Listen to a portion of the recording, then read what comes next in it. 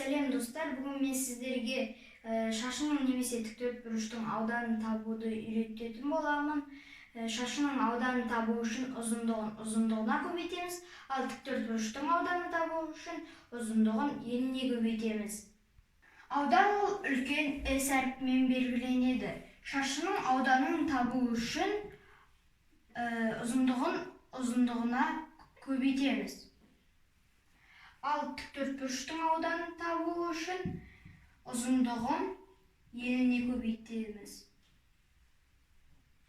Ал енді достар, біз мысал шығарып көрейік.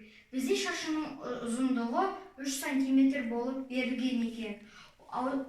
Шашының ауданын табу үшін 3-ке 3-ті көбейтеміз. Тең болады 9 см квадрат. Міне, шашының ауданы 9 см квадрат екен. Ал тіктөртбұрыштың ауданын табу үшін бізде ұзындығы 8 см, ал ені 3 см болып берілген екен. Оның ауданын табу үшін біз 8-ді 3-ке көбейтеміз. Тең болады 24 см квадрат достар. Міне достар, аудан табу өте оңай.